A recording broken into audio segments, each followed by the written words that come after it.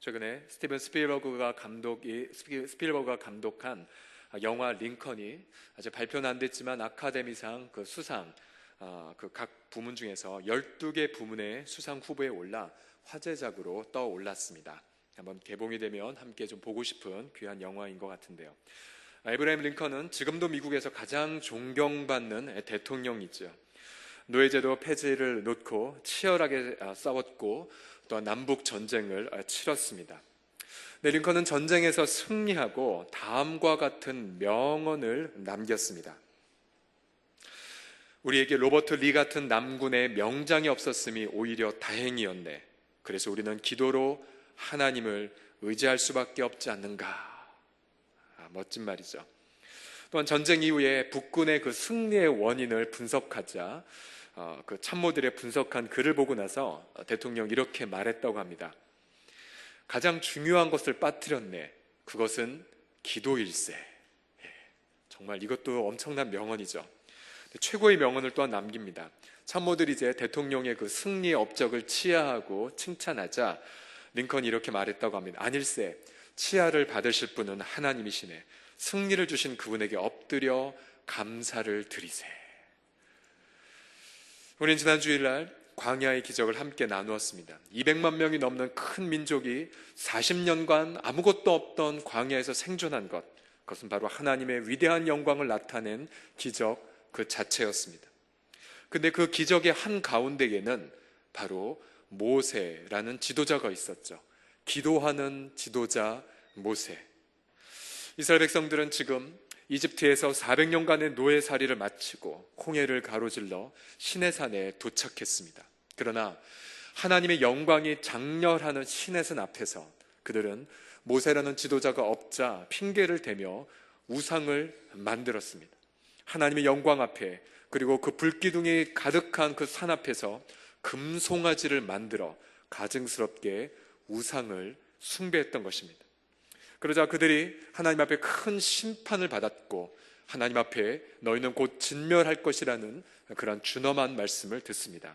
출애굽기 32장 10절을 보시면 주님이 이렇게 경노하셨습니다. 그런즉 내가 하는 대로 두라. 내가 그들에게 진노하여 그들을 진멸하고 너를 큰 나라가 되게 하리라 라고 모세에게 말씀하셨죠. 이런 민족의 진멸된 위기에 놓이자 지도자 모세는 백성을 위해 중보기도를 시작합니다. 출애굽기 32장 11절과 12절의 일부를 우리 다 같이 함께 읽겠습니다. 시작. 모세가 그의 하나님 여호와께 구하여 이르되 주의 맹렬한 노를 그치시고 뜻을 돌이키사 주의 백성에게 이 화를 내리지 마옵소서. 하나님은 모세의 중보기도를 들어주십니다. 그리고 뜻을 돌이키시고 말씀하신 화를 내리지 아니하셨습니다. 그래서 출애굽기 32장 14절을 보면 주님이 이렇게 말씀하셨습니다. 여호와께서 뜻을 돌이키사 말씀하신 화를 그 백성에게 내리지 아니하시니라. 보십시오. 한 사람 모세의 중보기도 때문에 이 민족이 멸망과 심판에서 벗어날 수가 있었습니다. 한 사람 중보기도 때문에 하나님은 심판을 멸하겠다라고 작정하신 뜻을 돌이키셨습니다. 그래서 중보자야말로 하나님의 그 정해진 뜻을 돌이키게 하는 그런 위대한 하나님의 통로가 되었다라고 하는 사실이죠.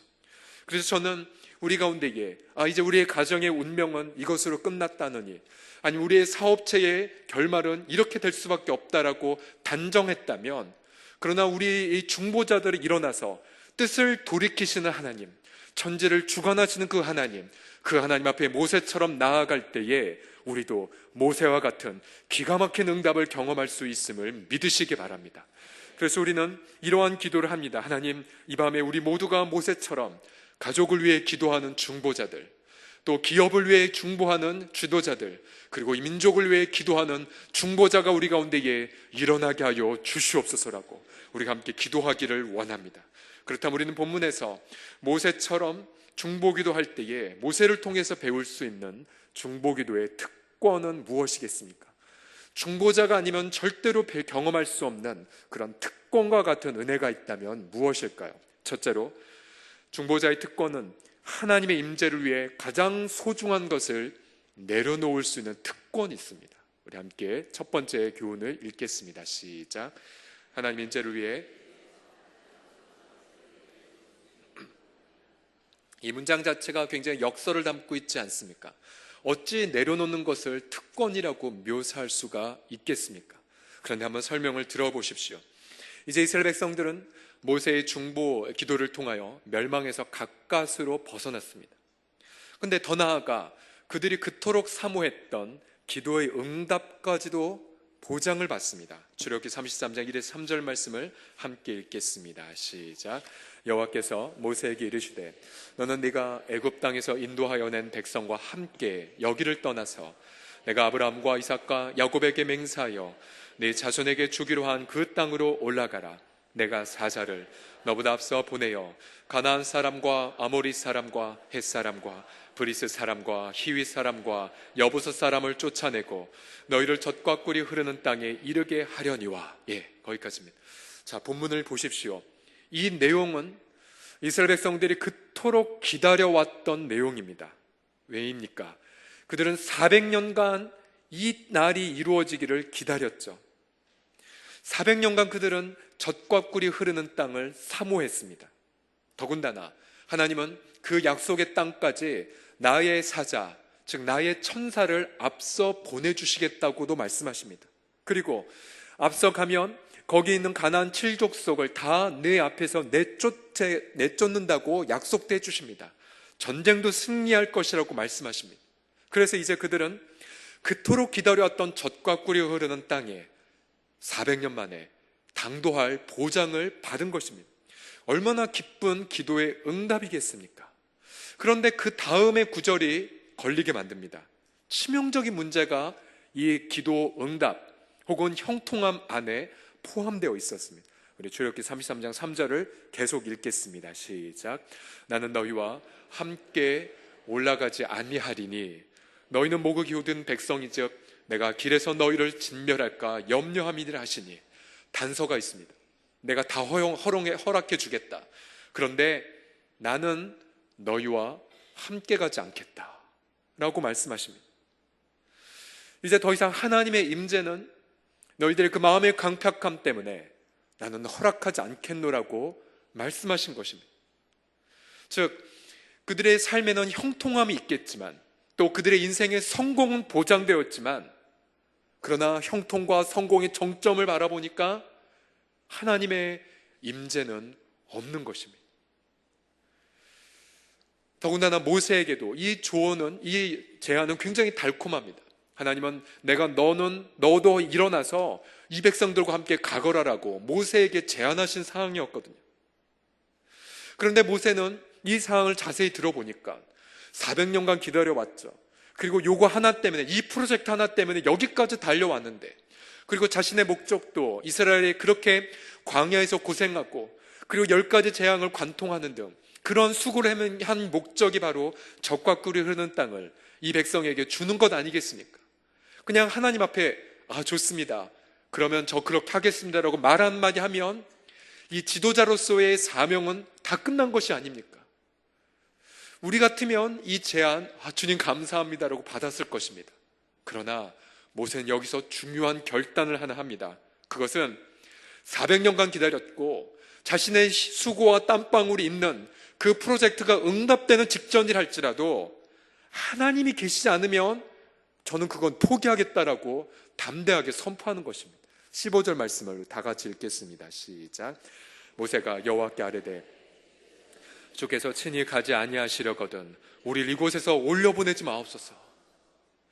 여러분, 이 기도는요 결코 쉬운 기도가 아닙니다. 얼마나 고생하며 여기까지 왔겠습니까? 400년간의 노예 생활을 버틸 수 있었던 힘도 하나님의 때에 젖과 꿀이 흐르는 땅이 올 것이다라는 소망이었죠. 홍해를 가로질러 저 거친 광야를 지나왔던 것도 젖과 꿀이 흐르는 땅이었습니다. 그런데 모세는 이 시간 자신의 그 전부를 다 포기하겠다라고 선포한 것입니다. 이 모세가 선포하는 그 순간 백성들의 그 표정을 한번 상상해 보십시오. 그것 때문에 여기까지 왔는데 하나님의 임재가 없으면 다 포기하겠다고 그렇게 선언한 그 지도자를 바라보고 있던 백성의 표정을 한번 상상해 보십시오. 모세가 왜 이러한 기도를 했습니까? 그것은 그 이유는 16절에 다음과 같이 등장합니다. 이렇게 항변하죠. 주님, 나와 주의 백성이 주의 목전에 은총 입은 걸 뭘로 알겠습니까? 주님이 우리와 함께 행하시는 것, 주님의 임재가 우리 공동체에 함께 있는 것, 이것이 바로 천하만민과 우리를 구별하는 유일한 표지가 아니겠습니까? 아무리 우리가 적과 꿀이 흐르는 땅으로 가고, 그리고 아무리 대적을 다 무찌르고, 아무리 우리가 성전을 짓는다 한들 하나님이 함께하지 아니하시면 우리는 아무것도 아닙니다라고 모세가 울면서 기도하고 있는 것이죠. 우리 사랑하는 성도님들, 우리는 이 모세의 기도, 또 모세가 가장 소중한 것을, 하나님의 임재를 선택하기 위해 내려난 것을 통하여 우리는 중요한 교훈 하나를 얻습니다. 그것은 우리 신앙의 성숙은 무엇으로 알 수 있다는 것입니까? 그것은 우리 신앙의 성숙의 삶 안에 내가 얼마나 하나님의 임재 안에 거하기 위하여 나의 가장 소중한 것들을 내려놓았는지, 내려놓음의 그 흔적으로 우리는 내 인생의 신앙이 성숙했노라고 감히 얘기할 수 있다는 사실이죠. 우리 사랑하는 성도님들, 하나님의 그 임재를 선택하기 위하여 얼마나 많은 것들을 내려놓으셨습니까? 세상 사람들은 우리가 열심히 기도했더니 하나님이 우리를 부자 되게 하셨다는 것에 더 이상 감동받지 않습니다. 오히려 세상 사람들은 우리가 나의 조그마한 물질을 하나님의 임재를 위하여 내려놓았고, 그리고 나눔의 삶 속에서 드렸더니 세상 사람들이 경험하지 못한 기가 막힌 기쁨이 우리의 심령 속에 있다라는 그 얘기를 듣고 세상 사람들은 감동을 받게 되죠. 왜냐하면 세상 사람들과 우리를 구별짓는 유일한 것은 바로 하나님의 임재에 있기 때문입니다. 더 이상 세상 사람들은요, 교인이 몇 명 모이는지에 관심 없습니다. 더군다나 교회 건물이 얼마나 화려한지도 전혀 관심이 없습니다. 저 유럽에 있는 교회당을 떠올려 보십시오. 유럽 도시 곳곳에 화려하고 웅장한 건물들이 있지만, 그러나 그 건물 때문에 유럽 사람들은 변화되지 않습니다. 이 세상에 유일하게 소망을 주고 이 세상에 유일하게 치유할 수 있는 것은 바로 하나님의 임재가 머무는 사람입니다. 여러분 믿으십니까? 그렇다면 우리는 하나님 임재 속에 머물기 위하여 우리는 모세처럼 대가를 지불해야 합니다. 방금 우리 장요한 선교사님, 하나님의 임재를 지키기 위하여 얼마나 많은 대가를 지불했는지 모릅니다. 선교사님과 함께 며칠 전 함께 그 삶의 간증을 들어보며 얼마나 많은 감동을 제가 받았는지 모릅니다. 그 대가를 지불하며, 그러면서 선교사님은 우리가 경험할 수 없는 그 놀라운 하나님의 임재를 그 연변 땅 안에서 경험하고 있는 것 아니겠습니까? 하나님께서 길을 열어주셔서 비즈니스 미션, 요즘 선교의 추세는요, 저같이 목사를 안수받은 사람들은 못 들어갑니다. 우리가 총신대 신대원을 졸업하면 졸업장 명단이 이미 아랍에 다 가 있습니다. 들어갈 수가 없어요. 그러나 선교사님처럼 전문인으로, 그러면서 전문직을 가지면서 선교사로 간 분들은 마음껏 들어갈 수 있습니다. 더군다나 하나님의 섭리 속에 우리 선교사님은 미국 시민권이 있기 때문에 북한 땅에 들어가지 않았습니다. 저희 북한에서 선교사님이 제작한 풍력 발전이, 태양광 발전의 사진을 저희가 봤어요. 보안 때문에 여러분들에게 보여드릴 수는 없어요. 그 땅에, 그 황막한 땅에 들어가서 얼마나 열심히 기도를 심으셨겠습니까? 하나님의 임재가 북한 땅 안에 들어갔던 거죠.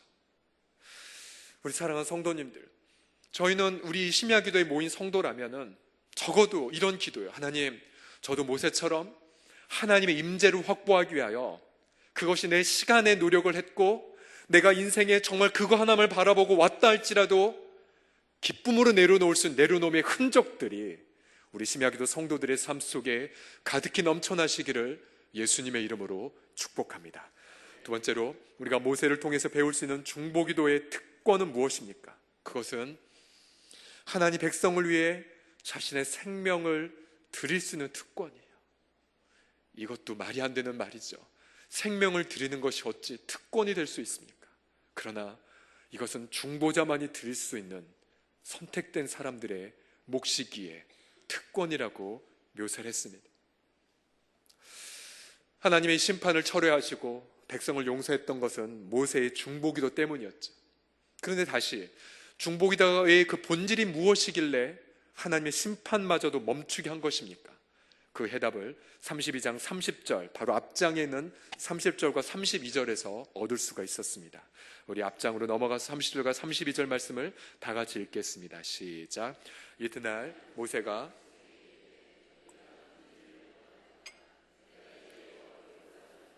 혹 너희를 위하여 속죄가 될게 하노라 하고, 모세가 여호와께 다시 나아가 여짜오되, 슬프도소이다. 이 백성이 자기들을 위하여 금신을 만들어 싸우니 큰 죄를 범하였나이다. 그러나 이제 그들의 죄를 사하시옵소서.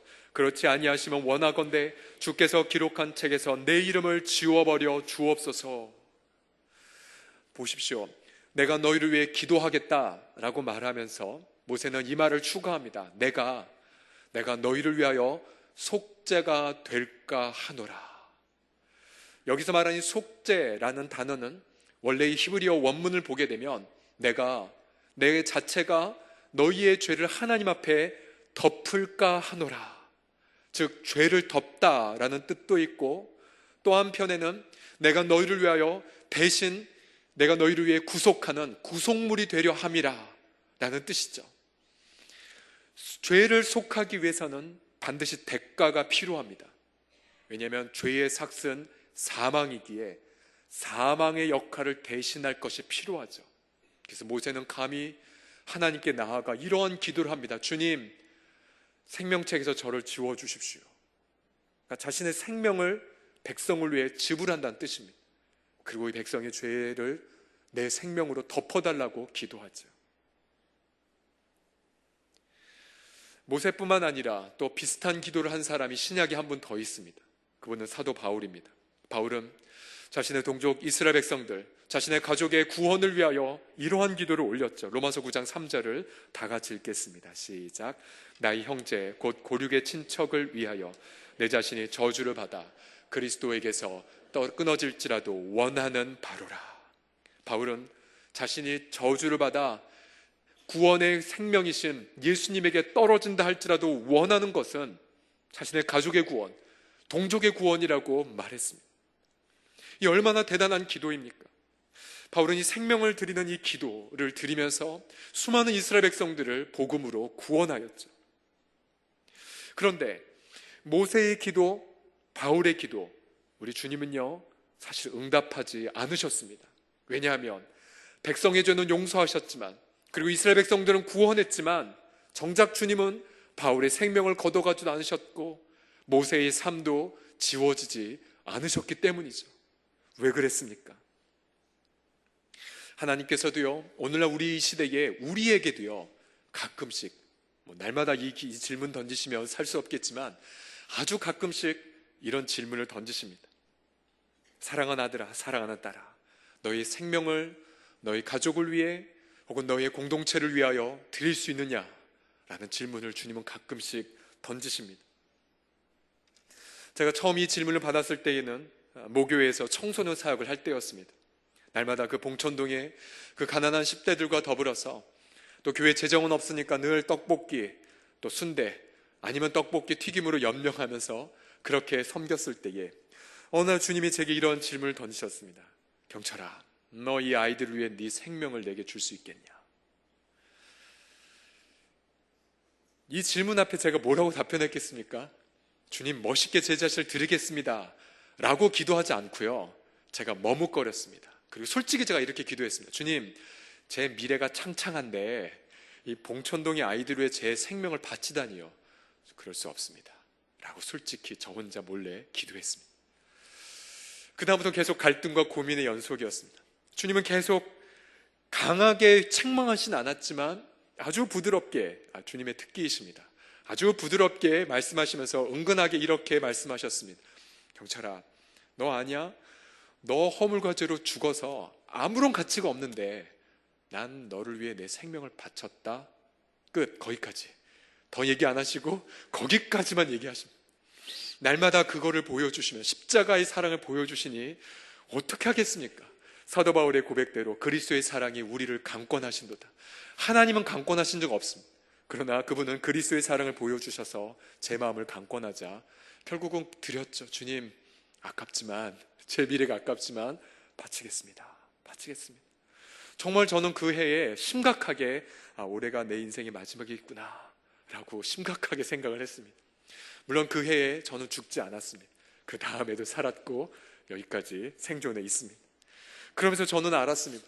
이 기도는 모세의 생명을 가져가지 않으셨고 바울의 생명을 가져가지 않으셨지만, 그러나 주님은 한 분의 생명은 가져가셨다는 사실을 알았습니다. 바로 우리 주 예수 그리스도이시죠. 우리 주님은 십자가에서 우리의 모든 죄를 대신 짊어지시면서 이렇게 기도하셨죠. 주님, 저 자신을 드리겠나이다. 아버지여, 성경에 기록한 뜻을 이루기 위하여 내가 왔나이다. 내 몸을 받아주십시오. 모세의 기도, 바울의 기도 하나님은 거부하셨지만, 그러나 죄 없는 예수 그리스도의 기도는 하나님 아버지는 받으셨어요. 그 십자가에서 주님의 생명을 가져가셨습니다. 그래서 그 예수님의 자신의 생명을 바친 것 때문에 오늘날 우리가 이 시간 생명을 얻고 우리 하나님 앞에 나아가지 않았습니까?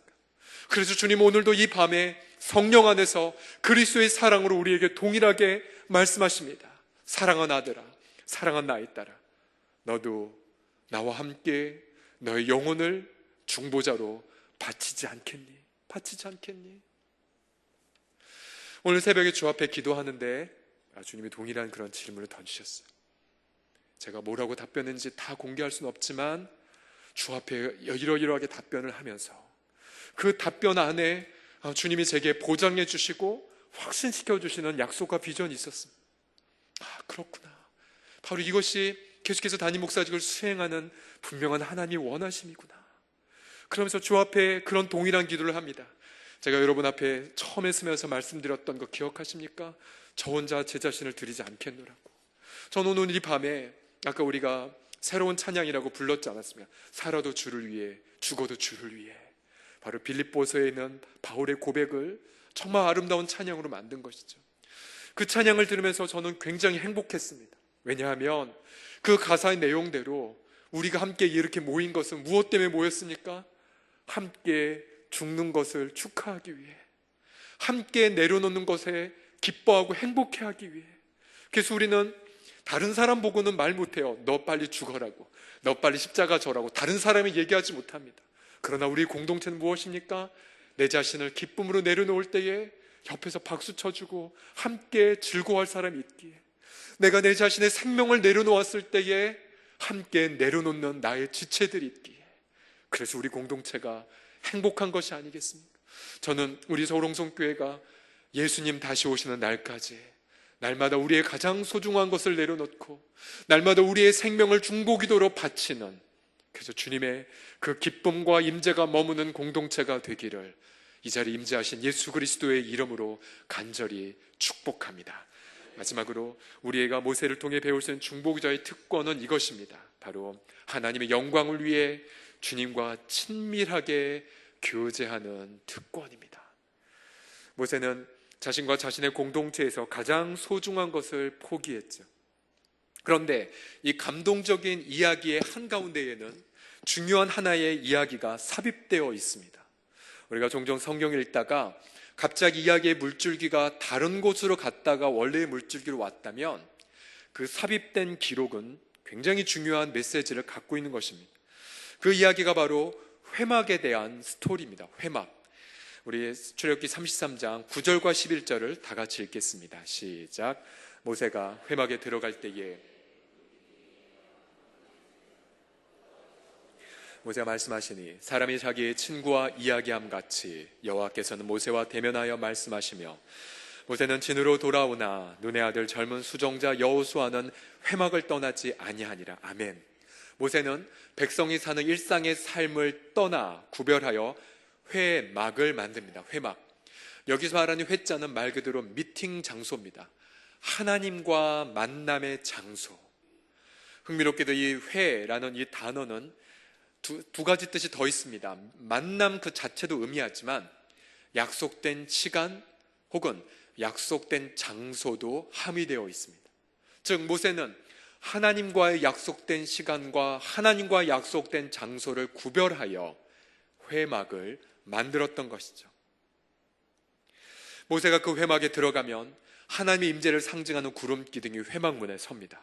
그리고 기가 막힌 광경이 나오죠.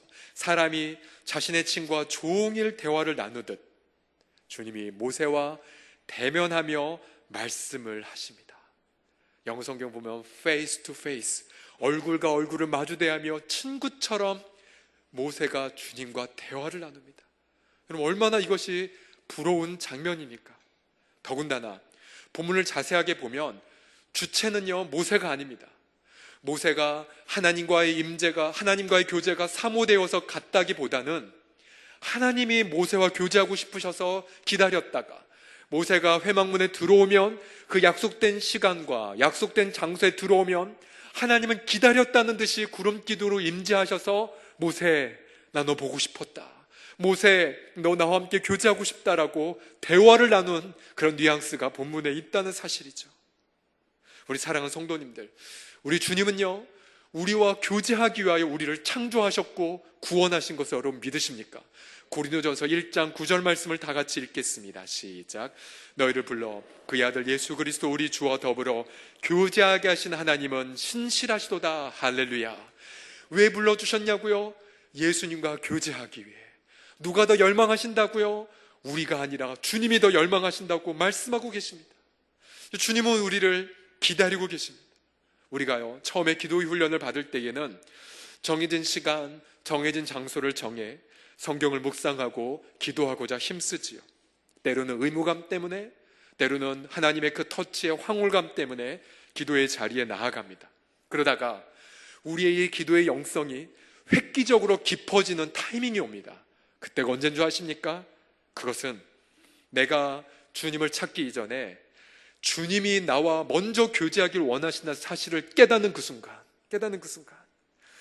내가 주의 이름을 먼저 부르기 전에 주님이 먼저 내 이름을 불러주시고요, 주님이 내가 주 앞에 내 필요를 아르기 전에 주님이 먼저 자신의 그 뜻을 보여주신 걸 깨닫는 순간, 그리고 내가 기도의 손을 하나님 앞에 내밀기 전에 주님이 자신의 그 손을 내 앞에 내밀면서 나의 손을 먼저 붙잡아 주신다는 사실을 깨달을 때, 그때요, 우리의 기도 영성이 너무나도 깊어집니다. 그리고 우리는 주님이 기다리고 계시구나, 주님이 나와 함께 교제하게 벌써 기다리고 계시구나, 아, 주님 바람 맞추면 안 돼 하며 우리가 쪼르르 정해진 시간과 정해진 장소로 성경을 들고 달려나가는 거죠.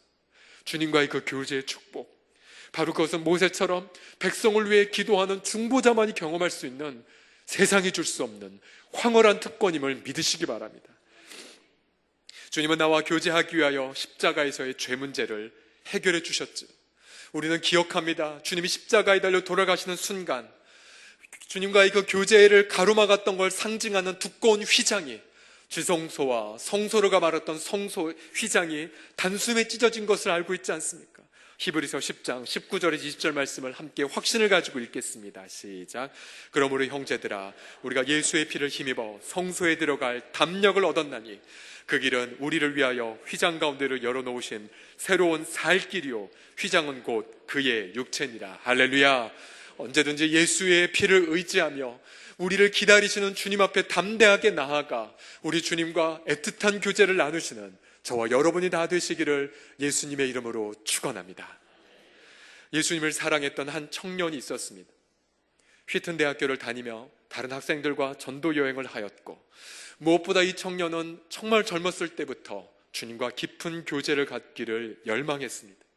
우리 앞에서 인도했던 우리 찬양으로 했던 우리 청년들처럼, 또 이 자리에 와 있는 우리 귀한 청년들처럼 젊었을 때부터 정말 주님과 함께 깊이 있게 주님을 알고 싶은 열망을 그의 일기장에 남겼죠. 그러다 어느 날 이 청년이 어느 한 민족에 대한 소식을 듣습니다. 근데 끔찍하게도 그 민족에는 하나님이란 단어가 없고요, 오히려 악마 그리고 영이라는 단어만 있는 종족이었습니다. 바로 에콰도르에 있는 아우카 종족이었습니다.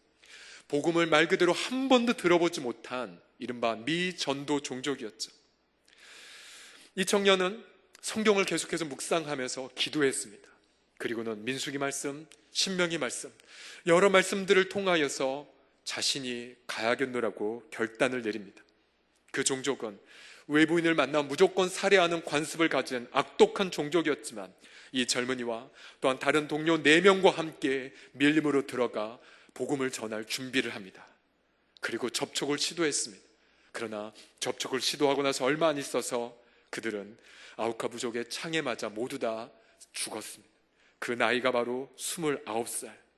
이 청년의 나이, 이 이름이 바로 1927년에 태어나서 1956년에 순교한 바로 짐 엘리엇이었습니다. 짐 엘리엇. 그들이 순교하자 당시 미국 언론에서는 타임즈나 라이프지를 통하여 이렇게 장래가 촉망되는 젊은이들이 너무나 불필요한 낭비를 했다고 성토했습니다. 더군다나 한 기자가 너무나도 잔인하게 짐 엘리엇의 젊은 부인이었던 엘리자베스 엘리엇을 찾아갔습니다. 안타깝게도 짐 엘리엇이 순교하고 나서 얼마 안 있다가 그의 자녀가 태어났거든요. 기자가 말했습니다. 당신 남편은 헛된 낭비를 한 것이요. 그런데 엘리자베스는 당시 20대 초반에 불과한 젊은 자매였는데 그 기자의 눈을 똑바로 보고 이렇게 말했습니다. 낭비라니요? 왜 그런 말씀을 하십니까? 저희 남편은요, 어렸을 때부터 이 순간을 위해 준비했던 사람입니다. 저희 남편은 이제야 그 꿈을 이룬 것입니다. 이후로 다시는 내 남편의 죽음을 낭비라고 말하지 마십시오. 단호하게 말했다고 합니다. 그 후 이 젊은이들의 아내 5명은요, 한두 살밖에 안 되는 어린아이들 부둥켜 안고 남편이 순교한 그 부족을 찾아갑니다. 생명을 걸고 간 거죠. 그러나 감사하게도 이 아우카 종족은 여성은 죽이지 않는, 비겁하게 죽이지 않는 관습이 있었습니다. 그리고 이 여성은 간호사가 되어서 열심히 그 부족을 위해 몇 년을 섬겼습니다. 어느 날 5년 만에 아우카 부족의 추장이 그 부인에게 물었다고 합니다. 도대체 당신은 누굽니까? 도대체 우리를 위해 수고하는 이유가 무엇입니까? 그때에 엘리자베스 엘리엇은 담대하게 이렇게 말했습니다. 저는 5년 전에 당신들이 죽인 그 남자의 아내입니다. 그러나 하나님의 사랑에 감동되어 여기까지 왔습니다. 그 말에 아우카 부족의 추장과 그 모든 부족들이 마음이 완전히 감동이 되어버렸습니다. 그리고는 울면서 예수 그리스도를 그들의 구주와 주님으로 영접하게 되었죠. 이야기는 이걸로 끝나지 않습니다. 그 감동을 받은 아우카의 그 부족 추장이 나중에 빌리그레함의 전도 집회에 초대를 받아 수만 명 앞에 이렇게 간증을 하게 됩니다. 우리들은 그분들에게서 복음을 받고 하나님을 믿게 되었습니다. 그 젊은이들의 희생이 아니었다면 우리는 아직도 그 어둠 속에 살고 있었을 것입니다. 그분들의 죽음으로 인해 우리들은 빛을 보게 되었습니다. 우리도 오래 살기를 원치 않습니다. 주님처럼 그리고 그분들처럼 살기를 원합니다라고 간증을 남겼다고 합니다. 그 후에 그 지역에는 수백 개의 교회가 생겼고 또한 짐 엘리엇을 살해한 그 사람도 그 지역을 담당하는 목사가 되어 지금까지 그 중남미의 귀한 부흥의 원천이 되어가고 있습니다. 짐 엘리엇이 남긴 그 글을 모은 전능자의 그늘이란 책이 있습니다.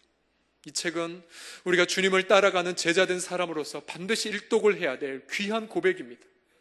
이 젊은이가 20대 때 어떻게 이런 고백을 남겼을까?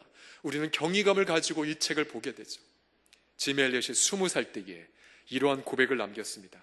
주님, 성공하게 해주십시오. 높은 자리에 오른다는 것이 아니라 제 삶이 하나님을 아는 가치를 드러내는 전시품이 되게 하소서.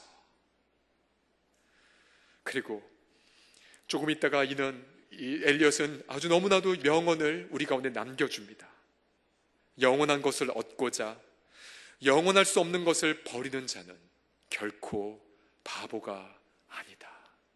영원한 것을 얻고자 영원할 수 없는 것을 버리는 자는 현명한 사람이다 라는 말을 남깁니다. 함께 시간 머리 숙여 기도하겠습니다.